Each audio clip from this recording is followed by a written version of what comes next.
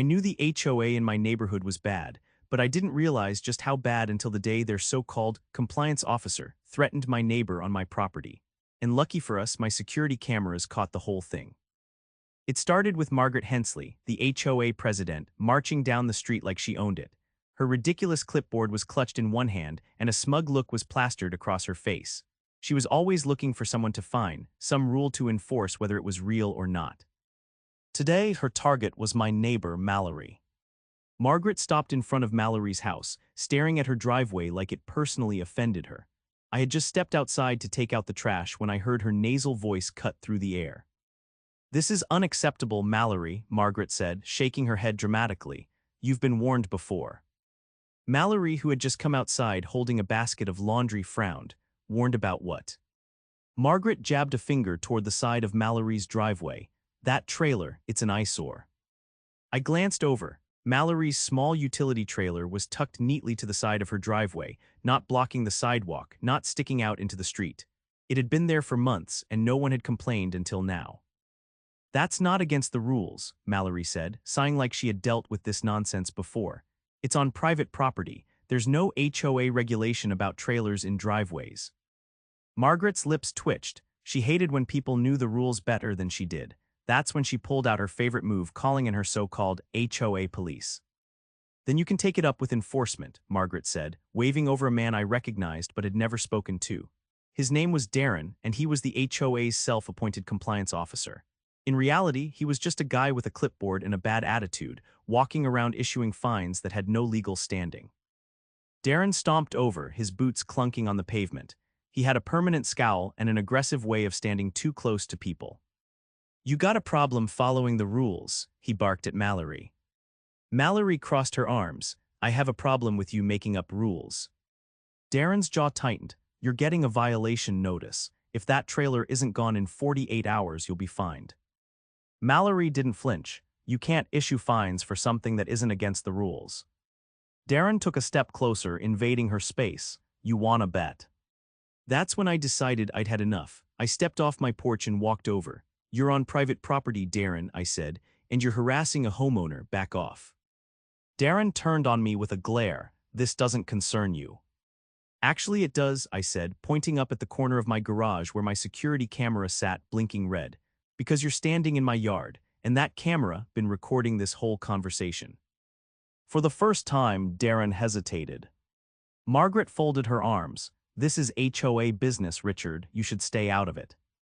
I laughed. "Margaret, you don't have any legal authority to fine people over nonsense. And Darren here just threatened Mallory on camera."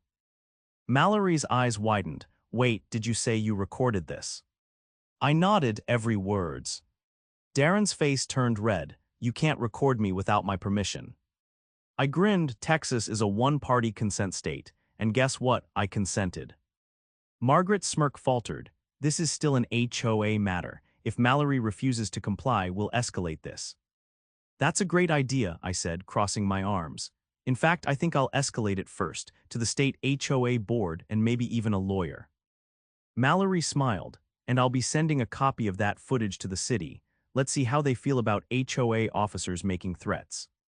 Darren looked at Margaret, panic creeping into his expression, but Margaret wasn't backing down. "You'll regret this," she hissed before stomping away. Darren lingered for a second, then muttered something under his breath and followed her. Mallory let out a breath. "I can't believe that just happened." I chuckled. "Believe it, and trust me, this isn't over." The next morning, I woke up to an email from Mallory. She had already sent the security footage to the city's code enforcement office and attached a copy of her HOA's bylaws highlighting the part where nothing prohibited trailers on private driveways. She ended her message with a note saying she was also consulting a lawyer. I had to admire her speed. I had planned to send the footage myself, but Mallory had beaten me to it. Still, I wasn't going to sit back and let things play out. I had my own plans. By the time the sun was fully up, I was in my office, drafting a formal complaint to the Texas HOA ombudsman. I detailed everything: Margaret's bogus enforcement tactics, Darren's intimidation, and the fact that they were knowingly issuing fake violations. I attached the video and hit send. An hour later, I got a call from Mallory. She had just gotten off the phone with the city's code enforcement officer. He had watched the footage and was not happy. Apparently, Darren had no legal authority to act as an enforcer. He wasn't a licensed inspector or even a certified HOA officer. He was just a guy with a clipboard and an inflated sense of power. The city official told Mallory they would be looking into the HOA's enforcement practices immediately. I grinned. This was exactly the kind of response I'd been hoping for. But the real fireworks started that afternoon. I was in my garage when I heard voices outside. Peeking through the window, I saw Margaret and Darren standing on Mallory's lawn, speaking to a man in a dark polo with a city badge clipped to his belt. He was tall and stocky, exuding the kind of authority that didn't come from pretending to be in charge, but from actually having the power to back it up. Curious, I stepped outside and leaned against my truck, pretending to check my phone while listening in. The city official was not amused. "You're telling me this man," he said, jerking his thumb toward Darren, "has been issuing fines and making compliance threats without any legal standing." Margaret, for once, looked unsure of herself. The HOA has the right to enforce community guidelines. The official cut her off, only through proper legal channels, and from what I've seen in that footage, you're not just handing out violations, you're harassing residents. That's not enforcement, that's intimidation. Darren, who had been standing stiffly, finally spoke. "Look, I was just doing what I was told." "That's not how this works," the official snapped. "You don't have any authority to issue fines, and you definitely don't have the right to threaten homeowners on their own property. I'll be filing a report on this." Margaret's face turned a shade darker. "This is a misunderstanding. The HOA has always handled compliance this way."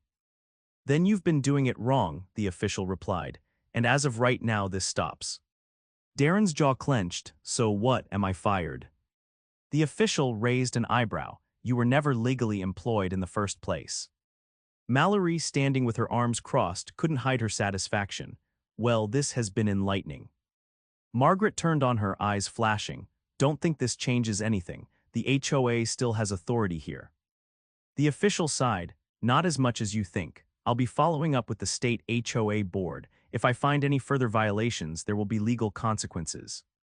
Margaret's mouth pressed into a thin line, but she had no comeback. Darren, on the other hand, looked like he wanted to explode. I decided now was a good time to make my presence known. "Sounds like this HOA needs a serious reality check," I said, stepping forward. "Maybe next time you'll think twice before harassing people." Margaret shot me a glare that could peel paint, but she didn't say a word. Darren, however, wasn't as composed. "You think you're so clever, don't you?" he spat. I shrugged. "I don't have to be clever when the law is on my side." The city official shook his head. "All right, that's enough. I suggest you both leave before this gets any worse for you." Margaret turned on her heel and stormed off without another word. Darren hesitated, glaring at me and Mallory before following her. The official turned to Mallory. "If they try anything else, let me know." Mallory nodded. "Oh, I wills." As the official left, Mallory turned to me with a grin.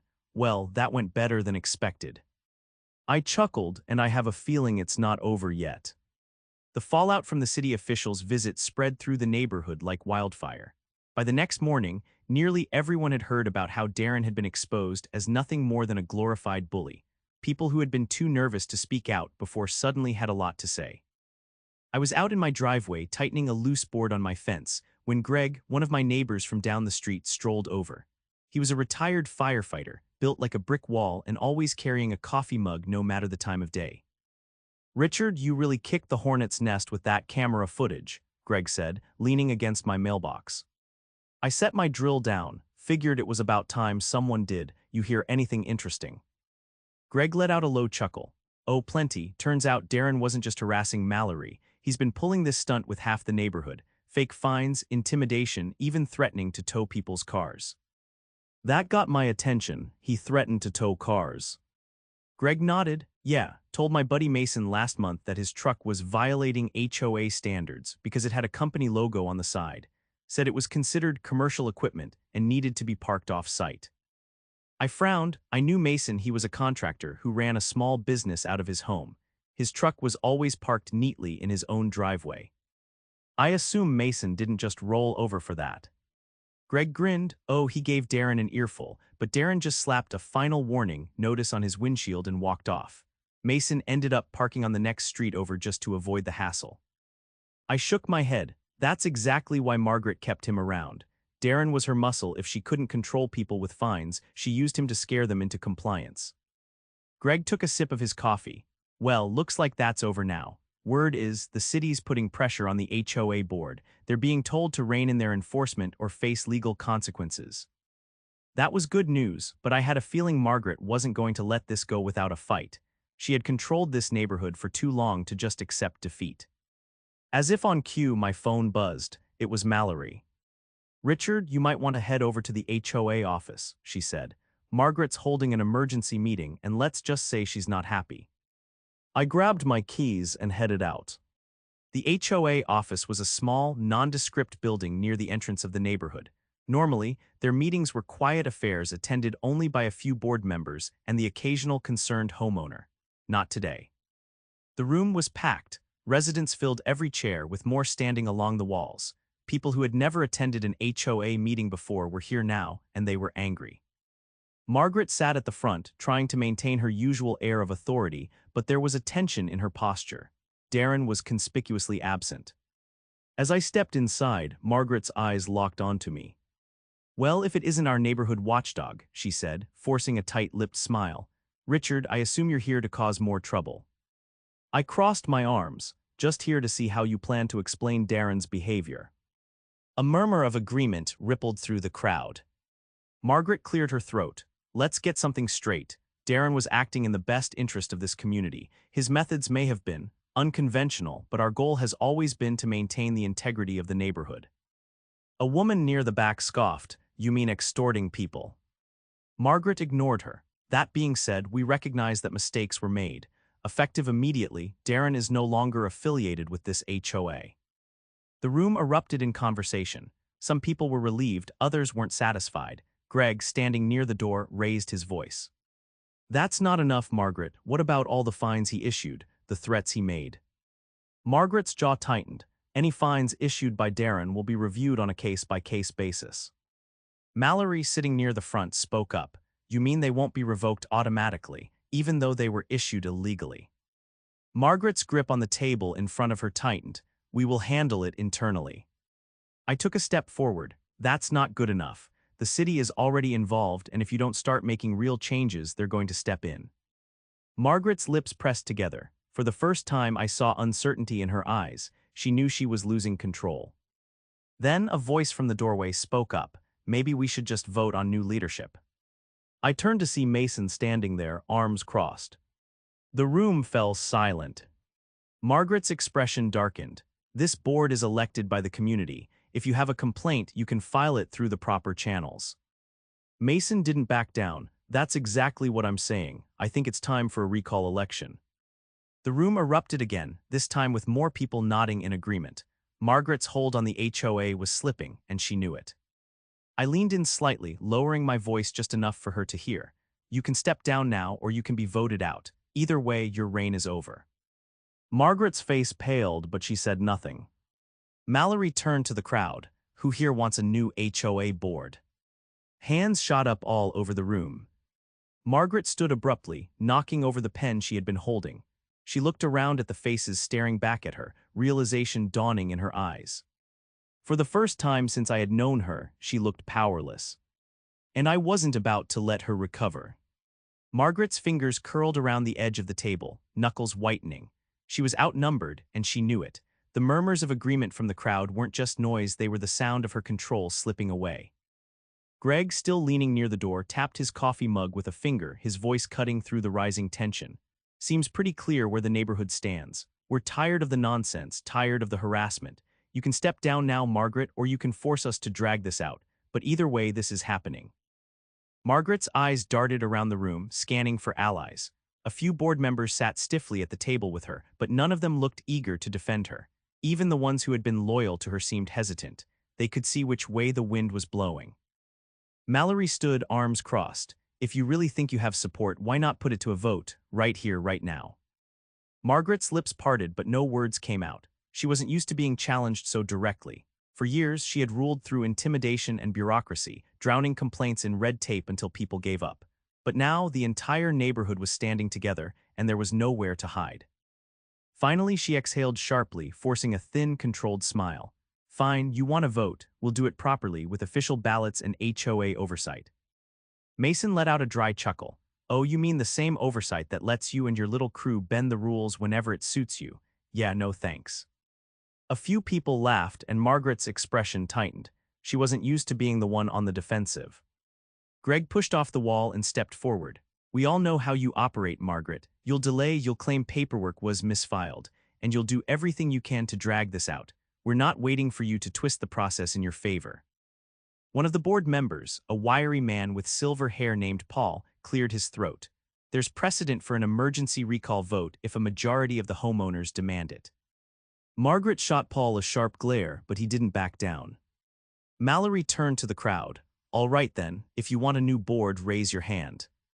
The response was overwhelming. Hands went up all over the room, people standing taller, voices rising in agreement. Even a few of the seated board members hesitated before slowly raising their hands. Margaret's jaw tightened. She knew she was finished. Greg let the moment stretch before speaking again. Looks like the people have spoken. Margaret's chair scraped against the floor as she stood abruptly. This is ridiculous. You can't just throw out an entire HOA board in one meeting. Mason folded his arms. Actually, we can. Your own bylaws allow for an immediate recall if a majority of homeowners demand it at an official meeting. Paul nodded, and since this is an official meeting and the majority has spoken.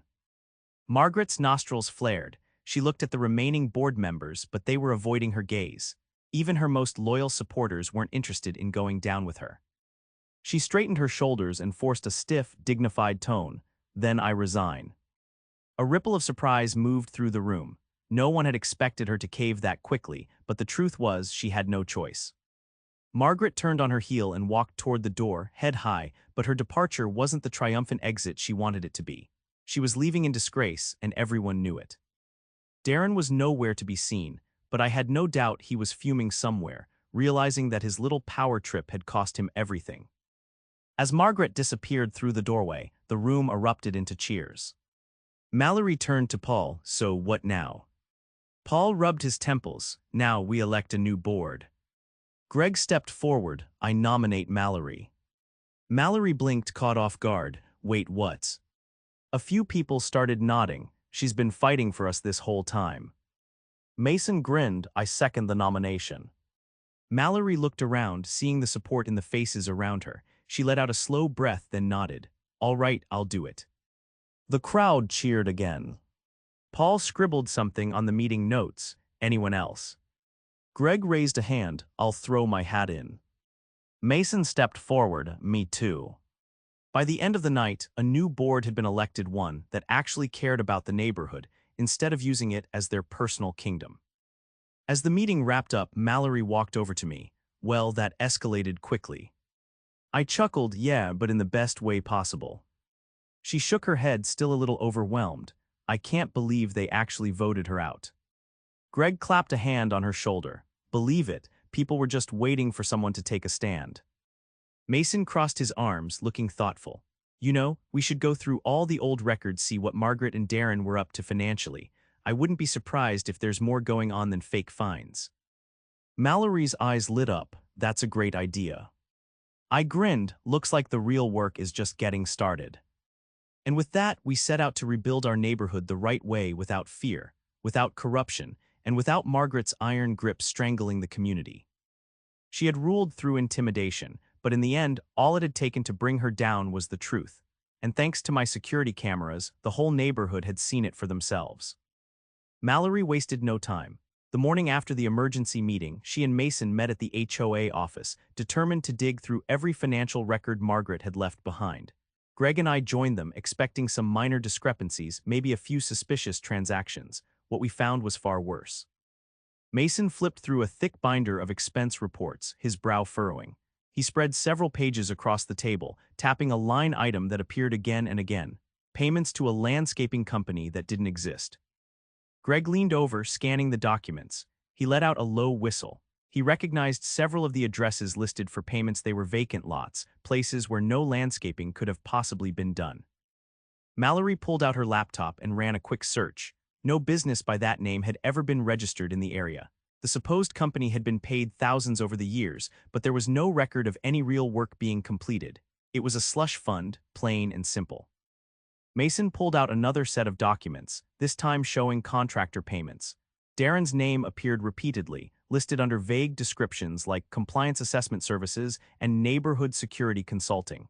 He had been getting paid under the table for years. Greg's jaw tightened. Darren had been more than just a bully, he had been on the HOA payroll, siphoning money under the guise of enforcement. Mallory took a deep breath, trying to stay focused. They had enough evidence to take this straight to the authorities.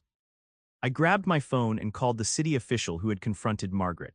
When he answered, I gave him the highlights: fake companies, fraudulent payments, and Darren's name all over the financials. He was silent for a moment before telling us to hold on to everything and expect an investigator within the next 24 hours. That was all we needed to hear. By noon, word had started spreading. Neighbors who had once been afraid to speak up were now coming forward with their own stories. People who had paid hefty fines with no official explanation, residents who had been forced into unnecessary renovations under the threat of penalties. Margaret had built her power on secrecy, but now that secrecy was crumbling. A few hours later, a black sedan pulled up outside the HOA office. A woman in a dark blazer stepped out, flashing a city investigator badge. She introduced herself as Danielle Holt, specializing in fraud investigations. Mallory handed over the neatly organized folders of evidence. Danielle flipped through them, her expression neutral but her eyes sharp. She asked pointed questions: who authorized these payments, who handled the bookkeeping, whether there had been any attempts to audit the HOA's finances before. Mason explained that Margaret had always controlled access to financial records. Whenever anyone had asked to review expenses, she claimed it was being handled by the board. In reality, she had been the only one making decisions, and the board had rubber-stamped everything. Danielle took meticulous notes, occasionally shaking her head. At one point, she looked up and asked if we had ever spoken with any homeowners who had been pressured into paying fines under the threat of foreclosure. Greg immediately nodded. He had a friend, a retired veteran named Carl, who had nearly lost his home because of escalating HOA fees that seemed to appear out of nowhere. Carl had paid them just to avoid the hassle, but the amounts had never made sense. Mallory pulled out another folder, this one containing records of unusual lien filings. Margaret had placed liens on homes for unpaid fines that had no traceable origin, forcing people to either pay up or face legal action. Danielle's expression darkened as she read through the documents. This wasn't just HOA overreach, it was outright financial abuse. She closed the folder and stood. This investigation was no longer just a city matter. She would be forwarding everything to the state attorney general's office. That was when Margaret showed up. She had likely heard the rumors circulating and had come to do damage control. She walked in with her usual air of authority, but the moment she saw Danielle, she hesitated. Danielle wasted no time. She introduced herself and explained that she was conducting an official investigation into potential financial fraud within the HOA. Margaret stiffened but tried to recover. She claimed that any financial discrepancies were simple clerical errors, nothing malicious. Danielle wasn't interested in excuses. She laid out the evidence: the fake landscaping company, the payments to Darren, the illegal liens. She asked Margaret to explain. Margaret's composure cracked. She claimed ignorance, saying that other board members had handled financial matters. Mason crossed his arms. That was a lie, and everyone in the room knew it. Margaret had controlled everything. Danielle asked if Margaret had documentation to support her claims. When Margaret faltered, Danielle informed her that forensic accountants would be reviewing all HOA financial transactions. If they found evidence of misappropriation, criminal charges could follow. Margaret's face lost its color. She tried to argue, but Danielle wasn't interested in hearing it. She told Margaret that she would be required to fully cooperate and that she should consider seeking legal representation. Margaret stormed out without another word. The room was silent for a few moments. Then, Mallory turned to Danielle and asked what came next. Danielle assured us that the investigation would proceed quickly. In the meantime, she advised the new HOA board to freeze all financial accounts and notify homeowners that any fines issued under Margaret's leadership would be reviewed. Greg exhaled, shaking his head. It was finally happening. The corruption was being exposed and there would be consequences. As Danielle left, Mason turned to Mallory and me.